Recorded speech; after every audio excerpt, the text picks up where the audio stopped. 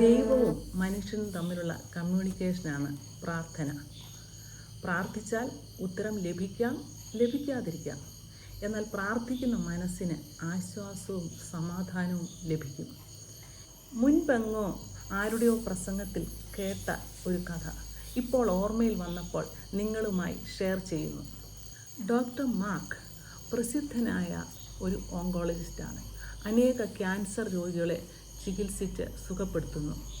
ഒരു നാൾ അദ്ദേഹത്തിന് ദൂരെ ഒരു സ്ഥലത്ത് ഒരു കോൺഫറൻസിൽ പങ്കെടുക്കാൻ യാത്ര ചെയ്യവേ അദ്ദേഹത്തിൻ്റെ പ്ലെയിൻ തകരാറിലായി ഇടയ്ക്കൊരു സ്ഥലത്ത് ലാൻഡ് ചെയ്യേണ്ടി വന്നു. അദ്ദേഹത്തിന് മനസ്സിലായി 4-5 മണിക്കൂർ കാറിൽ ഡ്രൈവ് ചെയ്താൽ എനിക്ക് ഉദ്ദേശിച്ച സ്ഥലത്തെത്താം. അതുകൊണ്ട് അദ്ദേഹം ഒരു കാർ റെൻറ്റിനെടുത്ത് യാത്ര തുടർന്നു. നിർഭാഗ്യവശാൽ കാലാവസ്ഥ വീണ്ടും പ്രതികൂലമായതിനാൽ അദ്ദേഹം പല ബുദ്ധിമുട്ടുകൾ നേരിടുകയും വിജന പ്രദേശത്തുകൂടിയൊക്കെ കാർ ഓടിക്കുകയും ചെയ്യേണ്ടി വന്നു.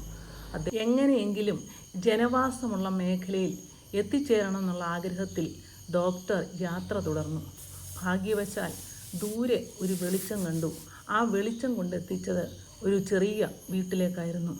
കാറിൻ്റെ ശബ്ദം കേട്ട് ആ വീട്ടിലുള്ള സ്ത്രീയും മകനും കതക് തുറക്കുകയും അതിഥിയെ സ്വീകരിച്ചിരുത്തി കാപ്പി കൊടുക്കുകയും ചെയ്തു.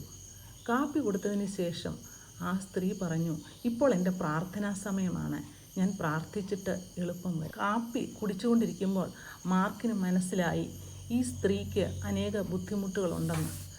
പ്രാർത്ഥനയ്ക്ക് ശേഷം വന്ന സ്ത്രീയോട് മാർക്ക് ചോദിച്ചു, എന്താണ് നിങ്ങളുടെ പ്രശ്നം? എന്തിനാണ് നിങ്ങൾ ഇത്രമാത്രം കരഞ്ഞുകൊണ്ട് പ്രാർത്ഥിക്കുന്നത്? അപ്പോൾ ആ സ്ത്രീ പറഞ്ഞു, എൻ്റെ ഈ മകൻ ക്യാൻസർ രോഗബാധിതനാണ്. അവന് ഒരു ഡോക്ടറെ കാണിക്കണമെന്നുണ്ട്. പക്ഷേ ആ ഡോക്ടറുടെ അപ്പോയിൻമെൻറ്റ് കിട്ടാൻ വളരെ ബുദ്ധിമുട്ടാണ്. ഞാൻ ആ ഡോക്ടറുടെ ഒരു അപ്പോയിൻമെൻറ്റിന് വേണ്ടി പ്രാർത്ഥിച്ചുകൊണ്ടിരിക്കുകയാണ്.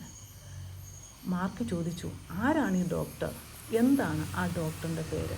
സ്ത്രീ പറഞ്ഞു, ഡോക്ടർ മാർക്ക്. അതിശയത്തോടും അത്ഭുതത്തോടും കൂടി ഡോക്ടർ മാർക്ക് എഴുന്നേറ്റുകൊണ്ട് പറഞ്ഞു, your god is great. I am doctor Mark. സ്ത്രീ പുഞ്ചിരിച്ചുകൊണ്ട് ആശ്വാസത്തോടും വിശ്വാസത്തോടും കൂടി പറഞ്ഞു, പ്രെയർ ഈസ് മൈ സ്ട്രെങ്ത്.